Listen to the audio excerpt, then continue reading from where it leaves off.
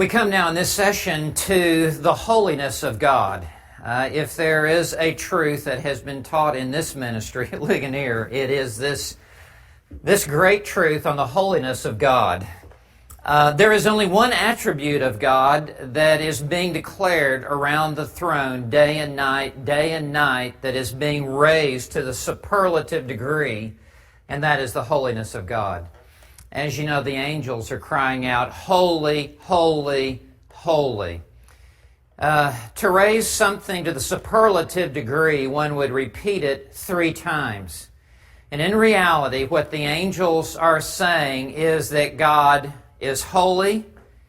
He is holier than any of His works and any of His creatures, but more than that, He is the holiest of all beings. That He is elevated to the very highest level of holiness. He Himself is perfectly holy. This attribute is uniquely singled out by being repeated again and again and again. The angels are not crying out love, love, love, although God is love, as we will see in a future lesson. The angels are not crying out truth, truth, truth, although unmistakably God is truth. Nor are they crying out wrath, wrath, wrath, although God is a God of vengeance and judgment. Instead, what the angels are crying out is holy, holy, holy. I think we can say that more than any other attribute, God is identified in heaven by His holiness. Everything about God is holy.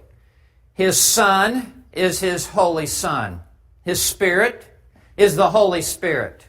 His Word is the Holy Bible. His temple is the Holy Temple. His mount is the Holy Mount Zion. The land that He gave to His people is the Holy Land. Everything about God, the Alpha and the Omega, it is marked by His holiness.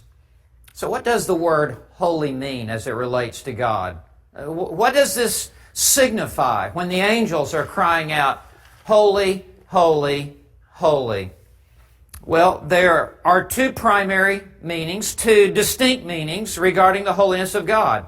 I say 2 primary meanings. Really, one is primary. The other is secondary. So I want us to begin with the primary meaning of the holiness of God. This means that God is separated above His creation. The word holy simply means to separate, to cut something in 2 so that the 2 sides are now distant and removed. The holiness of God means that God is set apart from His creation, that He is separated above His creation. We're not on His level. He is on a level distinctly and infinitely above us. Holiness means that God is elevated above us. He is distinct from us. He is superior to us. He is a cut above us. He is wholly other than us. This is the idea of holiness. And interwoven with this is that He is high and lifted up. That God is transcendent. That God is exalted in glory, far above us. That God is supreme in His greatness compared to all of the works of His hands. There is the idea of royalty and regalness and dignity of this splendor of God in His holiness. He is majestic as He is elevated above us. He is robed in regal splendor. He is dazzling in His kingly glory. This is what it means for God to be holy. We are merely pedestrian compared to this exalted God. Exodus 15, verse 11, is one of the first verses to use this word holy, and it combines with it this idea of kingly majesty, as though He is far above us and robed in splendor. Exodus 15:11 says, "Who is like you among the gods, O Lord? Who is like you?" Listen to this now. "Majestic in holiness, awesome in praises, working wonders." This is to say that God in His exalted holiness is awe-inspiring.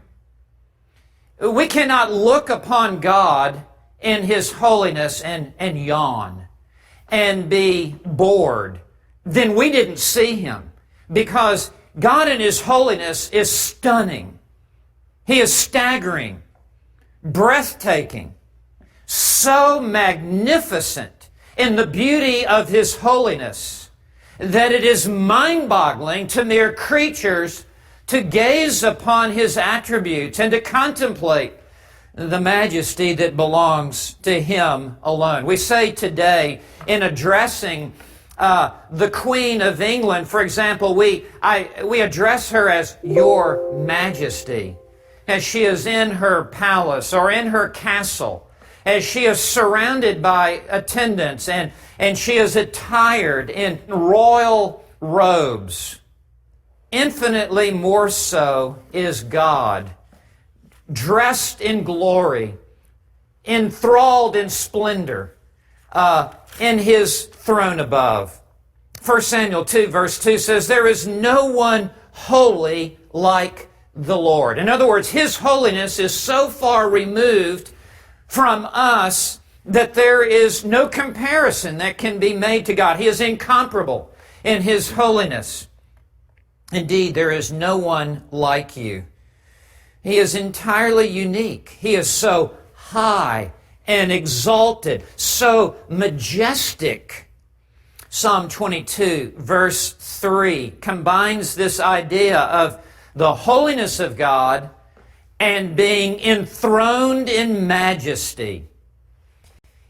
It says, "You are holy, you who are enthroned upon the praises of Israel."